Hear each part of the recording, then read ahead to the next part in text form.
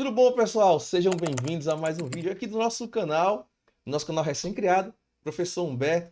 Eu espero que estejam todos bem e hoje a gente vai entrar na polêmica da urna eletrônica e do voto impresso, tá?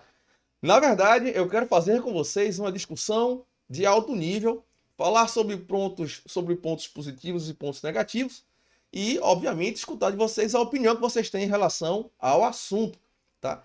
Antes da gente começar, eu queria pedir para vocês darem aquele like, se inscreverem no canal e comentarem o vídeo, dar a sua opinião e também trazer para a gente assuntos. Humberto, trata desse assunto. Humberto, trata daquele outro assunto e a gente vai bater um papo aqui legal sobre tecnologia, sobre segurança da informação, sobre assuntos que são do nosso dia a dia. Bom, vamos lá. Primeiro vamos começar com a questão do voto impresso. O voto impresso, ele foi utilizado na nossa república durante muitos anos, muitos anos. E como modelo de voto impresso, ele permitia algumas fraudes. Só que essas fraudes eram fraudes bem localizadas. Inclusive, a lei do voto impresso, como ela estava sendo organizada para ser votada, ela estava organizada para ser votada com um modelo parecido com esse, que era o modelo antigo. Ou seja, os votos eram contados e somados e etc. dentro da sessão eleitoral para depois o resultado ser transmitido. Mas, Humberto, como é que o pessoal fazia então para fraudar um voto impresso? É fácil, cara. Basta você pegar um voto em branco e escrever, por exemplo, o nome de um vereador ou de um deputado. Botar um número naquele voto. Então, um mesário, ele poderia muito bem pegar um voto em branco e transformar um voto em branco num voto válido. Era simples, era fácil demais. E existem vários casos onde o voto impresso apresentou esse tipo de fraudes. Rio de Janeiro, Alagoas, enfim, vários lugares do Brasil. A urna eletrônica ela evita esse tipo de questão.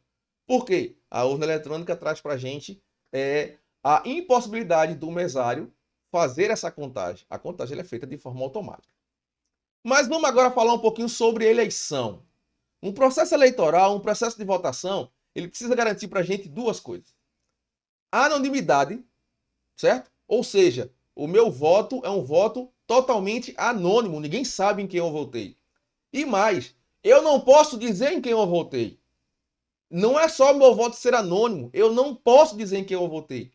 Por isso que você não pode levar um celular, sabe, para a cabine de eleição e bater uma selfie mostrando em quem você votou. Não pode, porque nesse caso você poderia estar mostrando, vendendo o seu voto, alguém estar comprando e você registrando o ato do voto para poder contar lá com o recebimento do pagamento pelo seu voto. Então, a anonimidade é um requisito. Precisa estar presente dentro do processo de votação. Você não pode mostrar o seu voto e você tem que garantir que o voto que você fez, que você depositou na urna, física ou eletrônica, vai passar por um processo de anonimidade, vai tornar o voto anônimo. E esse processo dentro da urna eletrônica, ele também funciona. A segunda questão do processo eleitoral, de qualquer maneira, tanto físico quanto eletrônico, é a confiança. Você precisa confiar que o voto que você colocou naquela urna vai ser contado conforme você votou.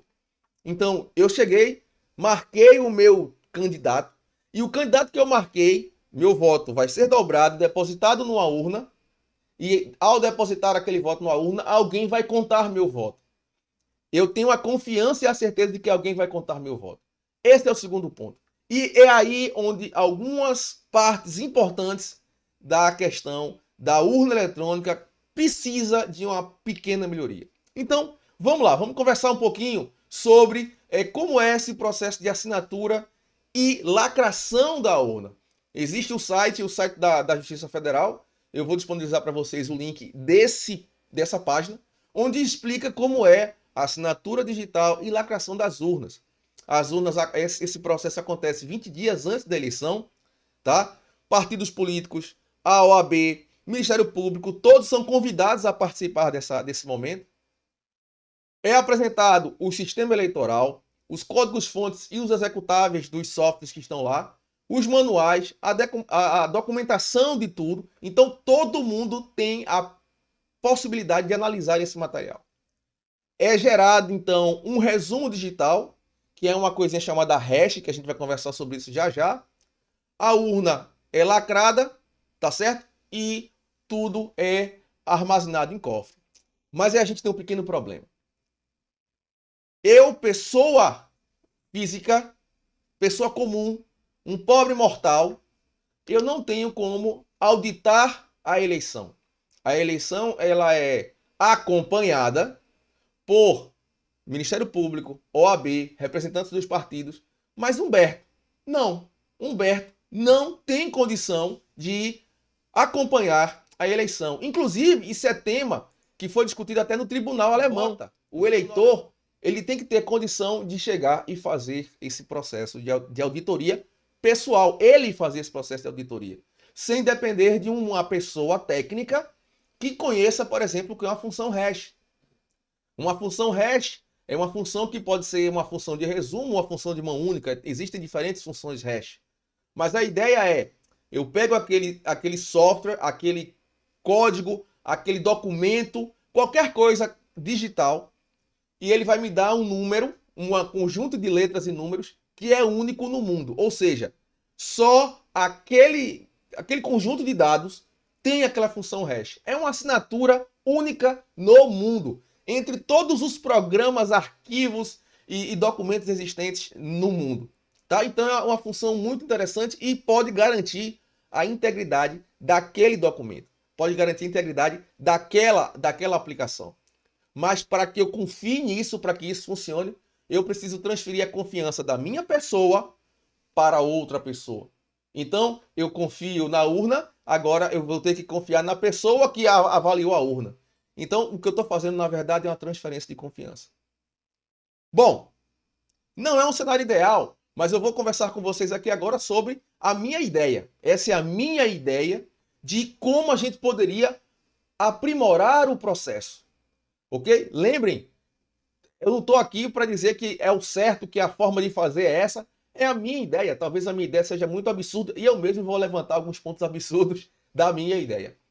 O voto impresso, ele seria interessante, mas se ele fosse um voto auxiliar ao voto digital, ao voto da urna. A contabilização ainda seria feita toda centralizada, a transferência dos dados para o Tribunal Superior Eleitoral, a nossa eleição daria o resultado rápido como dá, em várias vezes, em vários anos repetidos de eleição, a gente sempre teve resultados muito rápidos. Isso não mudaria em absolutamente nada. O que é que seria acrescido, o que é que seria adicionado ao processo? Para cada urna eletrônica, nós teríamos agora acoplada à urna uma pequena impressora. Essa impressora, no momento que você digita o seu voto, ela vai imprimir seu voto e exibir o voto impresso num acrílico ao lado da urna. Você olha para o seu voto impresso, olha para o voto que você digitou na urna e dá o OK. Na hora que você der o OK, no mesmo acrílico transparente, você vai ver o seu voto sendo inserido na urna. Obviamente, você não consegue ver a urna, mas você vê o voto caindo para dentro da urna. Com isso, ao término de um processo eleitoral, para cada urna eletrônica, você vai ter uma urna física, que vai ser lacrada do mesmo jeito e que pode ser auditada fisicamente. E mais, não só pode ser auditada, a minha sugestão é que ela seja ainda assim auditada.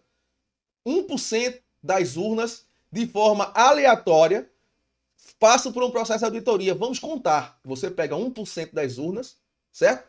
E faz a contagem desse 1% de urnas para saber se o volume, o número de votos que está presente na urna física bate com os votos que foram contabilizados pela urna eletrônica. Isso daria uma transparência total ao processo eleitoral. Vamos aos problemas, né? Não é uma solução ótima. Eu falei para vocês. Primeiro que o Brasil tem 147,9, quase 148 milhões de eleitores. Imagina para cada eleição você fazer uma contabilização de 1% das urnas. Ia ser um gasto gigantesco. Implementar a parte de impressão das urnas, junto à urna eletrônica, ia ser outro gasto gigantesco. Você estaria adicionando um ponto de complexidade. A impressora pode quebrar. A questão do acrílico que vai receber o voto e vai validar o voto pode apresentar algum problema. O transporte desse material pode representar mais custo. Enfim, tudo isso vai trazer complexidade ao processo eleitoral. E essa complexidade vai, obviamente, custar dinheiro. Vai custar nossos impostos, o dinheiro que a gente paga e que já não é pouco. Tá certo? Mas, possivelmente, melhoraríamos o processo, traríamos mais transparência ao processo eleitoral. Continuaríamos com toda a parte boa da eleição eletrônica, utilizando a nossa urna eletrônica, e utilizaríamos a parte boa da eleição física, que é a possibilidade de qualquer pessoa, sem precisar que essa pessoa tenha capacidade técnica, qualquer pessoa possa chegar lá e fazer uma contagem de votos e validar, auditar a eleição. Tá bom, gente? Era isso. Bom, espero que vocês tenham gostado. Comenta aí, velho. O que é que vocês acharam? O que é que vocês acham desse tema? É um tema muito polêmico, eu sei. Comenta aí o que é que vocês acham. Humberto, é isso mesmo. Humberto, tu é doido. Não tem nada a ver. Tu tá viajando. Enfim, eu tentei coletar informações, tá? Usei aqui uma base do Tom Scott. O Tom Scott, ele é um youtuber, uma pessoa técnica em inglês. Ele é inglês. E ele tem um vídeo muito crítico com relação à votação eletrônica. É bem interessante. Depois vocês procuram esse vídeo do Tom Scott, acho que é legal. Tá bom? Se você gostou, considere se inscrever no canal, considere dar um like. E a gente se vê, então, no nosso próximo vídeo. Beleza, galera? Valeu e até a próxima.